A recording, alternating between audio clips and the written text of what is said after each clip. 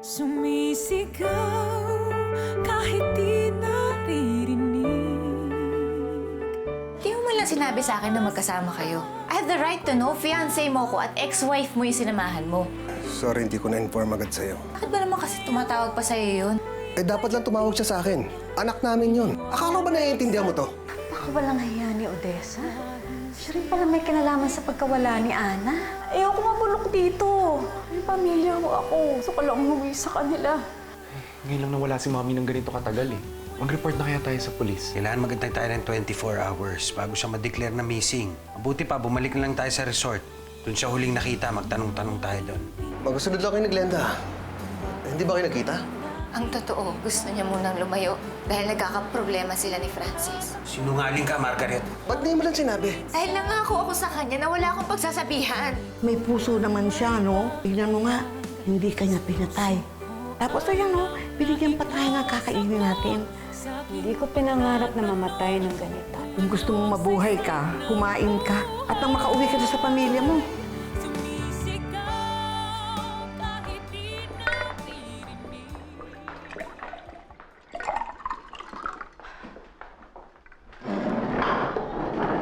Napakalaki ng Quezon City. Saan ko naman sisimulang hanapin yun? Mami, thank you. Alam mo, wala to pinagkaiba dun sa mga lead na nakuha natin noon tungkol kay Ana. Ay, pumasi. Parang asa na lang ako ng asa sa wala.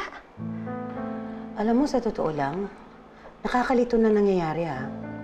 Pinapunta kayo sa probinsya ng tawag, tapos sa Quezon City nang galing ang tawag. Eh baka nga napaprank ka. Pero napakasamang prank naman yan. Ate, kung prank lang yun, bakit kilala niya ako? Si Ana, si Larry, ba't kilala niya kami? Asan nga pala siya? At teka muna, isa pa ha. Mabilis malaman ang storya ninyo. Nabalita kayo dati. Kung gusto kayong lokohin, napakadaling i-research ng story ninyo. Hayaan mo na, Mami. Huwag ka na pong malungkot. Nandito pa rin naman ako sa'yo eh. Salamat.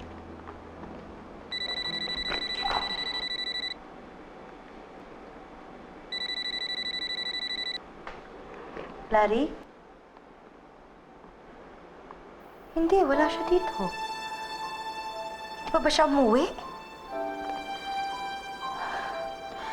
O sige, pupunta ako dyan.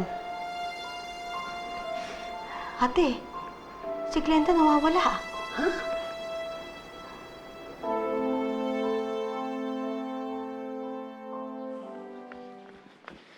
Daddy.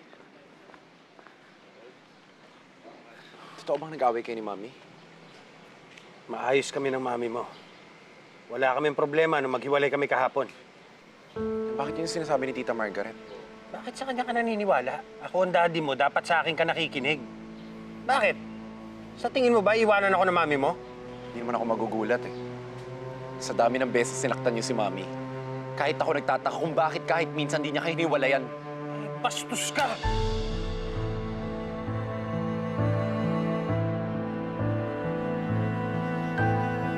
Hoy, anak lang kita, ha? Ha? Wala kang karapatang pagsalitaan ako ng ganyan, bastos! Calvin! Tama na. Calvin! Calvin! Inaanak mo, pare. Bastos, walang galang! Wala naman ako sinabi hindi totoo eh. Alam ka muna. Doon muna tayo. Sige na. Tara. Maayos ka, ha? Calvin! Calvin, ayos ka lang ba? Tara, gagamutin natin yan.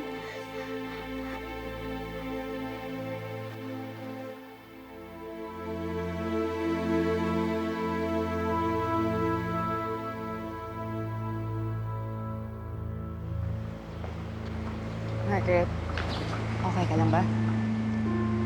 Alam mo, kinakabahan ako para sa'yo kanina. Parang ikaw yung pinagbibintangan nila eh. Huwag ka matakot, Faye. Inosente ako. Kahit ano pang sabihin at gawin nila, wala silang makukuha sa akin. Dahil hindi ko alam kung nasan si Glenda. Alam mo, tingin ko si Francis yan eh.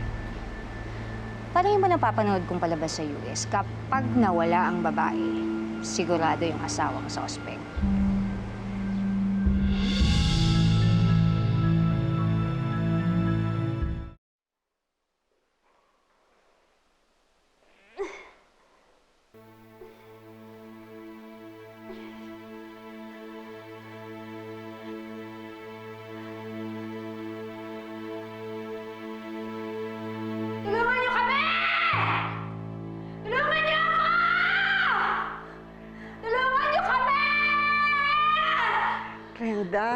Ba?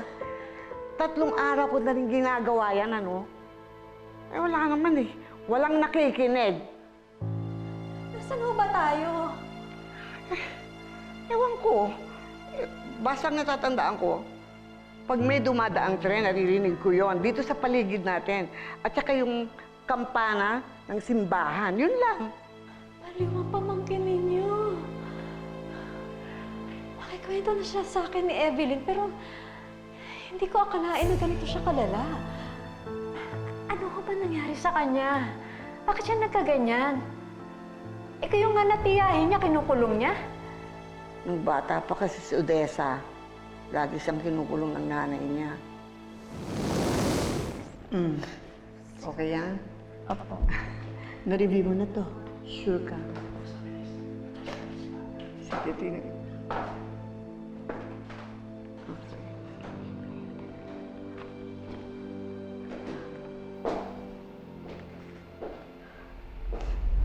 Ma, ayoko po.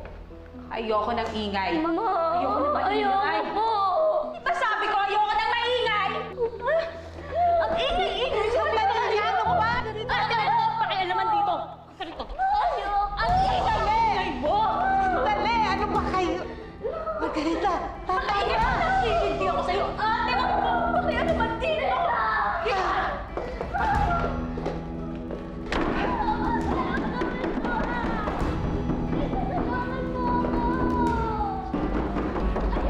Oh, dali! Kumisan nga naisip ko. Parang nakakarma ako. Kasi hinapabayaan ko siya. Lumaki si Odessa kang walang nararamdamang pagmamahal galing sa kanyang ina. Kaya nga kahit sinong lalaking magustuhan niya, kinukuha niya. Pero kahit ano pa ho ang dahilan niya, mali yung mga ginagawa niya. Kailangan niyang pagbayaran yung pagsira sa pamilya ni Evelyn. Paglabas ko dito, susumbong ko lahat ng mga sikreto niya.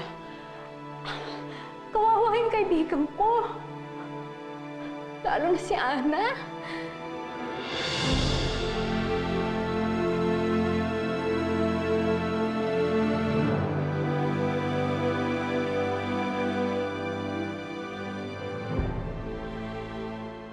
Sir, halika ho.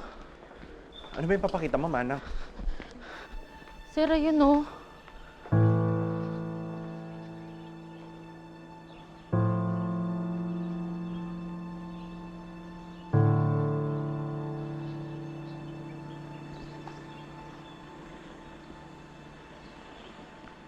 Kay Mami to ah. Diyos ko.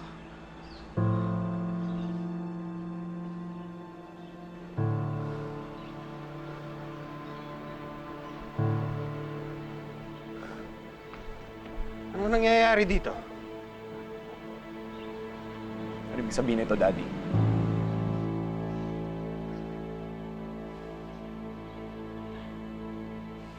Damit na mami mo to ah. Ito ang suot niya nung mapanood natin siya sa CCTV. Ikaw ba naglagay niyan doon? Ang klaseng tanong yan? Ano ba, pinagbibintangan mo ako? Ewan ko. Gulo na ako.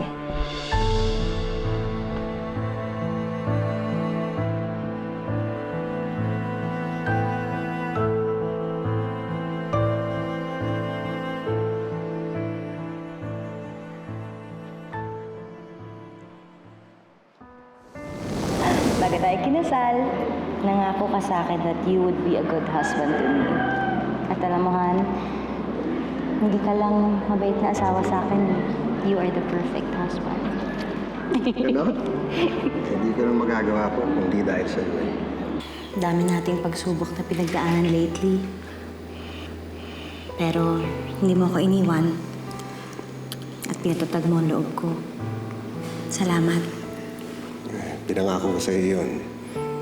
To build a perfect home for you and Anna. And that's what I intend to do for the rest of my life.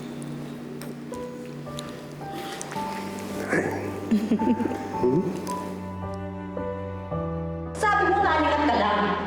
Tapos makikita ko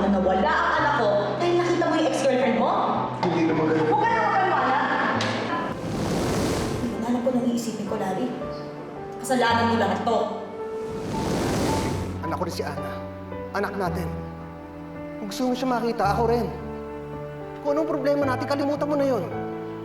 Ano pa ba magagawa ko? Hindi ko naman pwedeng tanggalin sa'yo yung karapatan mo sa anak mo.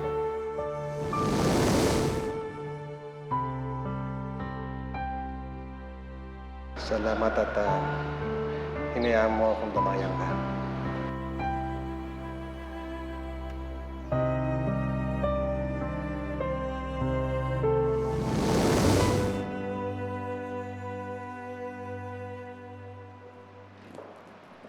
Hi, Han. Morning. Oh, parang tulala ka. Ano iniisip mo? Eh, wala. Kumusta tita mo? Okay naman, kaya lang naghahanap talaga ng kasama eh. Pasensya ka na, hindi mo na ako uuwi sa mga susunod na araw. Hinahanap ka nila sa site. And I think dapat tumawag ka muna ng ibang engineer. Wala pa daw si Calvin eh. Usually maaga siya pumapasok, di ba? Sige, papapunta na lang ako ng iba. Kawawa naman yung bata. Apektado siguro sa pagkawala ni Glenda. Sige, baba lang ako.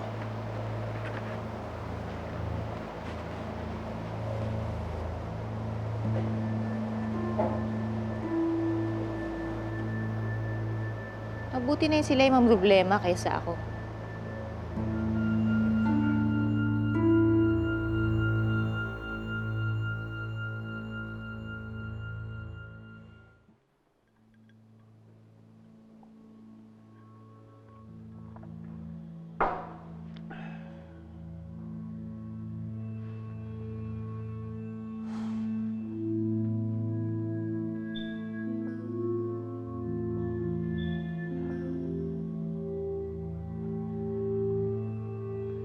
Sir, may naghahanap po sa inyong mga pulis. Sige, papasukin mo. Dok Manahan, magandang araw po. Magandang araw ho. Ano ang balita, sir? Meron na ba kayong alam tungkol sa asawa ko? Nahanap namin to sa labas eh. Hindi ko nga alam kung paano napunta ron. Talagang dadalhin ko to sa inyo eh.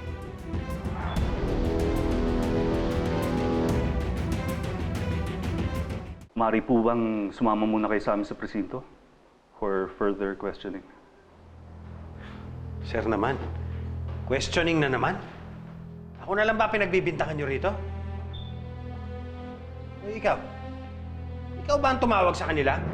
Daddy, ang bilin nila, tawagan sila pag may update na. Inunahan mo pa ako, ha? Ipa-aresto mo ako, ganon? Wala ka talagang kwentang anak! Ha? Dali ako! Sir, bawal ho yan. Wala ka talagang kwentang anak! Pati sarili mong ama, ipapahamak mo!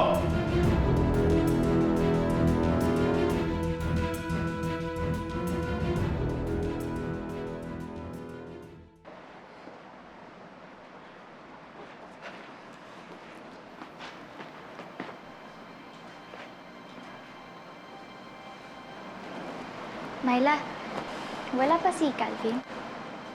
Wala pa. Eh, hindi pa nga yata pumapasok eh. Hoy! Hinahanap niya si Calvin. Nagkikare siya. Ano ka ba? Nag-aalala lang ako para sa kanya. Alam naman nating lahat na may pinagdadaanan si Calvin ngayon eh. Tama mo ako! Alam ko mga karapatan ko. Hindi niyo ako pwedeng arestuhin dahil wala kayong kaso laban sa akin. Harassment ito! Doc, hindi namin kayo pinipilit sumama. Pinipigilan lang namin kayo na huwag saktan ng anak ninyo. Dahil tulad nyo, may karapatan din siya. Yung ginagawa ninyo, yan ang harassment. Sir, kayo ho ang unang lumapit sa amin para humingi ng tulong. Kung gusto niyo talagang malutas to, sumama na ho kayo sa amin. Oo, sasama ako. Dahil tulad ng sabi ko sa inyo kanina, talagang papunta ako ron para dalhin ito. At ngayon na ako ang pinagbibintangan niyang anak ko. Talagang sasama ako para patunayan na inosente ako. Mabuti naman po kung ganun. Iho, sumama ka na rin sa amin. May mga karagdagang katanungan may para sa'yo. O yun nga, nag-aalala ka, ibig sabihin, nag-care ka sa kanya. Alam mo, Angela, kahit gaano pa tayo kagalit sa isang tao, kapag may nangyari sa kanyang masama, dun lang natin nare-realize na importante pala siya sa buhay natin. Na importante si Engineer Calvin sa'yo. Diba?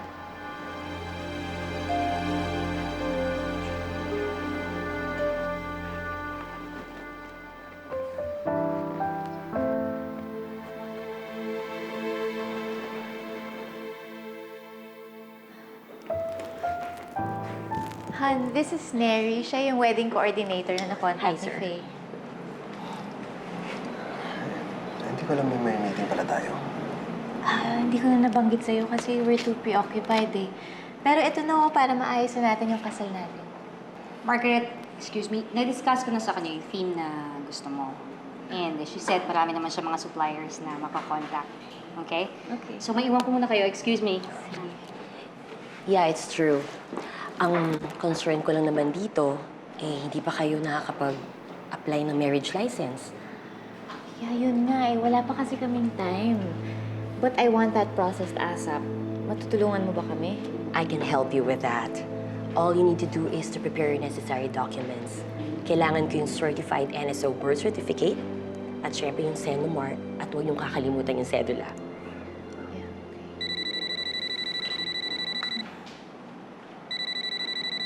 Hello, Calvin. Ano ginagawa mo dyan sa presinto? Aga na ka, sige. Calvin, dito makapasok ko yan. Pupunta ko muna yung bata. Han, baka pwedeng ito na muna yung asikasuhin natin. Alam kong gusto mo tumulong, pero nandun na tayo kahapon, di ba? Nasabi na natin lahat ng kailangan sabihin. Hayaan na muna natin yung mga pulis na gawin yung trabaho nila. Let's just focus on this. Pero Margaret... Han, please. Kahit naman maraming nangyayari sa paligid, hindi naman dapat naapektuhan yung plano natin, di ba? Tingnan mo, ang dami natin kailangan asikasuhin.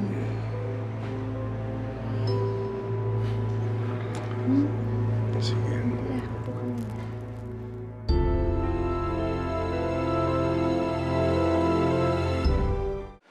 Ang sabi ng maid nyo, wala naman ito kagabi. Nung nagtapon siya ng basura. Kaninang umaga lang namin nakita yan. Hindi ko alam kung paano napunta sa bahay ko yan. Baka may gustong frame up sa akin. Alam mo, sir, kagabi nasa kwarto lang ako. Tumatawag ako sa mga kaibigan ng asawa ko. Hinahanap ko siya. Meron bang makakapagpatunay dyan sa mga sinasabi mo? Meron. Yung asawa ko, kaya lang nawawala nga, hindi ba? Alam niyo hindi makakatulong yung mga ganyang astan ninyo eh. Mas lalo lang kayo matidin sa kaso. Iho, mapapatunayan mo ba na nasa kwarto lang buong gabi ang daddy mo? Wala ka ba napansin na kakaiba o narinig man lang? Nasaan si Mommy, Daddy? Anong ginawa mo sa kanya? Bakit may dugo yung damit niya? Wala akong alam, Calvin. Tayong dalawa lang yun nandun! Isa lang ang may gawa sa atin at hindi ako yun! Nasaan siya, Daddy? Pinatay mo ba si Mommy? Oo. Hindi ako mabuting asawa, hindi ako mabuting ama. Pero hindi ako mamamatay tao. Sir, imbestigahan niyo ako. I will cooperate with you para mapatunayan ko sa anak ko na inosente ako. Talagang mag-iimbestiga kami. Sir, hanapin niyo po yung mami ko. Parang niyo na po. Gagawin namin lahat.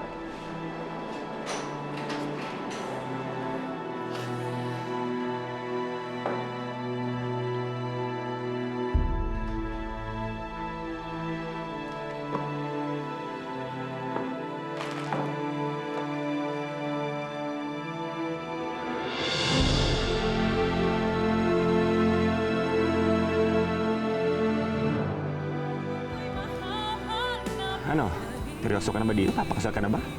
Magiging close ulit kayo ni Evelyn. Parang wala bang bearing yun na magiging malapit ulit kayo. Salamat, Angela. Salamat kahit galit ka sa akin, dinadamayan mo pa rin ako. Salamat. By now, nag-report na sila Francis sa pulis sa pagkawala ko. You're right. At alam mo ang latest, si Francis ang diniliin nila sa pagkawala mo. Tessa, walang kinalaman si Francis dito! Manang, gabing-gabi na. Sino pang bisita natin? Hari, napadalaw ka. Ilan ka muna? Wawa ka naman. Ilang araw ka nang walang toothbrush?